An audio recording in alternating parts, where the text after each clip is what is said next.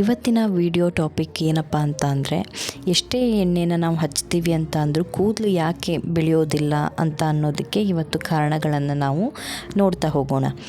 ಆದರೆ ತುಂಬ ಜನ ಎಣ್ಣೆಯನ್ನು ಹಚ್ತಾ ಇದ್ದರೂ ಅವರ ಹೇರ್ಗಳು ತುಂಬ ಚೆನ್ನಾಗಿರುತ್ತೆ.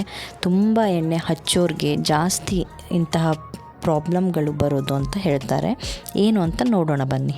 ಮೊದಲನೇ ಕಾರಣ ನೋಡ್ತಾ ಹೋಗೋದಾದರೆ, ಹೆಚ್ಚು ಹೊತ್ತು ಎಣ್ಣೆನ ತಲೆಯಲ್ಲಿ ಇಟ್ಕೊಳೋದು. ಇದರಿಂದ ಏನಾಗುತ್ತೆ, ರಾತ್ರಿ ಇಡೀ ಎಣ್ಣೆಯನ್ನು ತಲೆಯಲ್ಲೇ ಇಟ್ಕೊಳೋದ್ರಿಂದ ಗಾಳಿಯಲ್ಲಿ ಧೂಳನ್ನು ಮತ್ತು ಕೊಳೆಯನ್ನು ಅದು ಆಕರ್ಷಿಸುತ್ತದೆ. ಇದರಿಂದ ಕೂದಲು ಉದುರೋದಕ್ಕೂ ಸಹ ಅದು ಎಡೆ ಮಾಡಿಕೊಡಬಹುದು. ಅಷ್ಟೇ ಅಲ್ಲದೆ ಎಣ್ಣೆ ಎಷ್ಟು 30 ನಿಮಿಷದಿಂದ 1 ಗಂಟೆವರೆಗೆ ಇದ್ದರೆ ಸಾಕು. 2 ಗಂಟೆವರೆಗೂ ಇಟ್ಟರೂ ಸಾಕಾಗತ್ತೆ. ಎರಡನೇ ಕಾರಣ ಏನಪ್ಪ ಅಂತ ಅಂದರೆ, ಅತಿಯಾಗಿ ಉಜ್ಜೋದು. ಕೆಲವೊಬ್ಬರು ಎಣ್ಣೆಯಿಂದ ಅತಿ ರೂಢಾಗಿ ಮಸಾಜನ್ನು ಮಾಡ್ತಾರೆ ಎಣ್ಣೆಯನ್ನು ಹಚ್ಚಿಬಿಟ್ಟು. ಆಗ ಏನಾಗುತ್ತೆ ಅಂದರೆ, ನೆತ್ತಿಯಲ್ಲಿರುವಂತಹ ಸೂಕ್ಷ್ಮ ಚರ್ಮಕ್ಕೆ ಅದು ಹಾನಿ ಆಗಬಹುದು.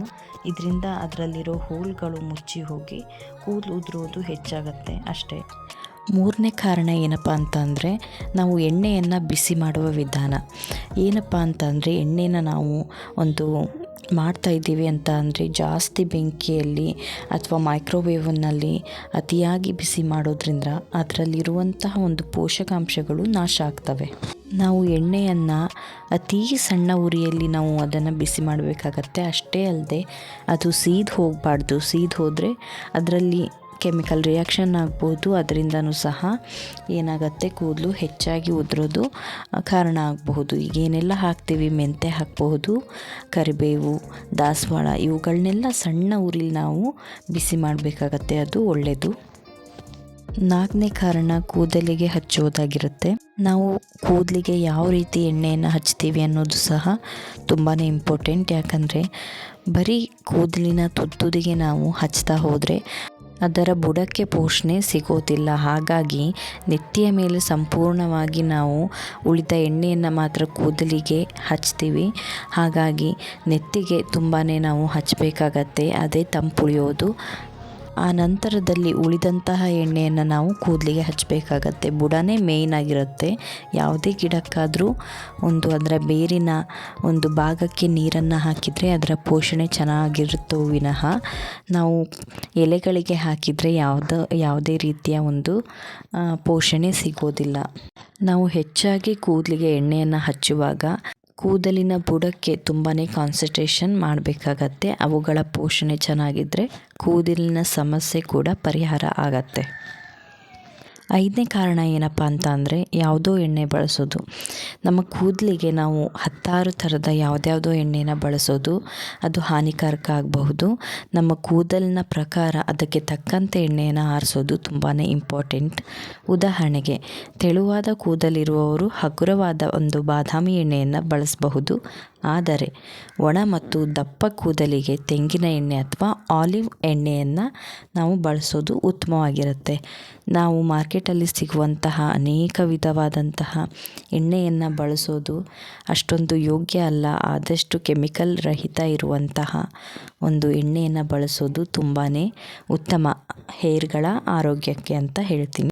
ಇನ್ನು 6ನೇ ಕಾರಣ ನೋಡೋದಾದರೆ, ಬಿಸಿನೀರಿನ ಬಳಕೆ. ಕೆಲವು ಜನ ತುಂಬಾ ಬಿಸಿನೀರನ್ನು ತಲೆಗೆ ಹಾಕ್ತಾ ಇರ್ತಾರೆ.